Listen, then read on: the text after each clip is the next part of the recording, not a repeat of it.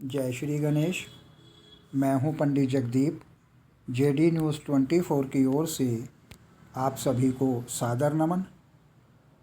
कुदरत की बनाई हुई कुछ ऐसी विधाएं भी हैं जो मानव जाति का गणनाओं के आधार पर भविष्य बयां कर सकती है। हो सकता है कि उनमें से कुछ विधाएं आप जानते हो, लेकिन आप उनकी गहराई में अभी तक पहुंच भी न पाए हों।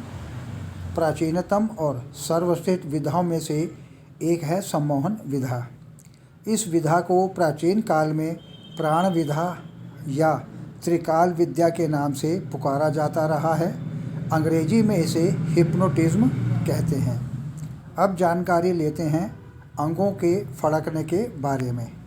अगर किसी पुरुष के बाएं अंग में फड़कन होती है तो भविष्य में उसे कोई दुखद घटना झेलनी पड़ सकती है, और यदि उसके शरीर के दाएं अंगों में कुछ हलचल होती है तो उसे जल्द ही कोई खुशखबरी मिल सकती है। जबकि महिलाओं के बारे में यह एकदम उल्टा होता है। किसी व्यक्ति के माथे पर अगर हलचल होती है तो उसे भौतिक सुख मिलता है। कनपटी पर फड़कन होने से धन लाभ होता है। यदि उसका मस्तिष्क फड़के तो उसे भूलाभ होता है। ललाट का फड़कना स्नान लाभ दिलाता है। नेत्र के फड़कने से धन का लाभ होता है। यदि दाईं आँख फड़के तो उसकी तमाम इच्छाओं की पूर्ति होती है। यदि बाईं आँख में हलचल रहती हो तो उसे अच्छी खबर मिल सकती है। यदि दाईं आँख बहुत देर तक या कुछ दिनों तक फड़कती रहे तो यह लंबी बीमारी का सूचक मानना चाहिए। यदि कंधे फड़कें तो भोग विलास में वृद्धि होती है। दोनों बाहों के मध्य आज्ञा चक्र पर फड़कन हो तो सुख देने वाली होती है। कपोल फड़कने पर शुभ कार्य होते हैं। नेत्र कोण फड़कें तो आर्थिक उन्नति होती है।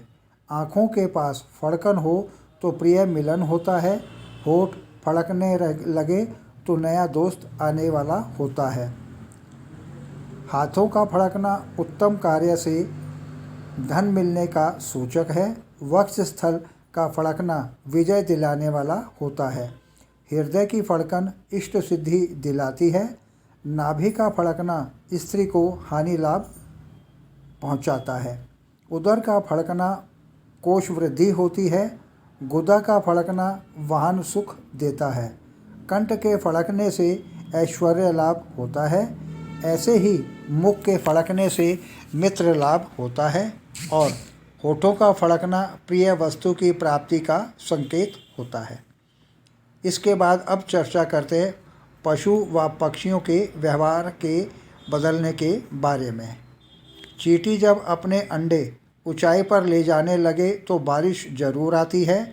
कौवों का छत पर काँव काँव करने से किसी के आने का आभास होता है। किसी भी घर या दुकान के मेन गेट पर मकड़ी का जाला हो तो उस स्थान में ताला लगने का आभास कराता है। किसी गंभीर रोगी को सफ़ेद पक्षी दिखना मृत्यु का सूचक होता है। यदि चलते हुए किसी व्यक्ति पर चिड़िया बीट कर दे तो उसे राह में पड़ा हुआ धन मिलता है। छिपकली का किसी पर गिरना अधिकतर शुभ माना गया है। कबूतर को अशुभ माना गया है। तोते का दर्शन शुभ माना गया है। बिल्ली को अशुभ माना गया है। बकरा, बकरी या मुर्गे को शुभ माना गया है। हाथी दर्शन अति शुभ कहा गया है। सूअर भी शुभ माना गया है। सांप के दर्शन दुखदायी होते हैं। चमगादड़ को देखना दुख, धोखा व जादू टोना आदि होना निश्चित है। मधुमक्खी को अति शुभ माना गया है। घोड़ा भी शुभ माना गया है। भूत आदि घोड़े से दूर रहते हैं। चील अशुभ है। वह जिस पेड़ पर बैठती है वह पेड़ सूख जाता है। चूहा यदि किसी कारण के मकान को छोड़ दे तो मकान गिर जाता है। पूर्वाभास। अब बात करते हैं पूर्वाभास के बारे में।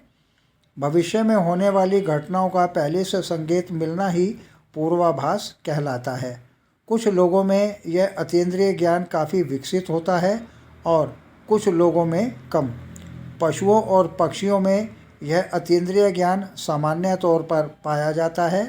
कुत्ते, बिल्ली, कौवे और अन्य पक्षियों में यह ज्ञान अति विकसित होता है।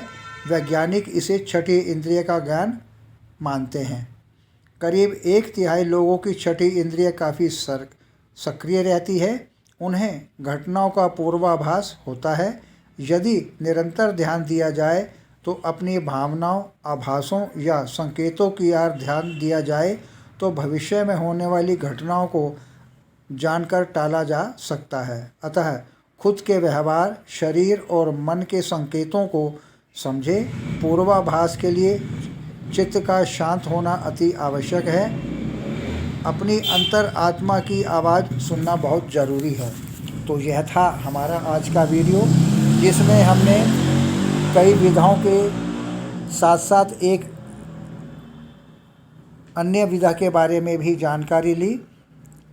आगे प्रभु इच्छा आगामी वीडियो नए प्रसंग के संग ऑनलाइन परामर्श उपलब्ध। आपकी समृद्धि की कामना सहित पुनः जय श्री गणेश।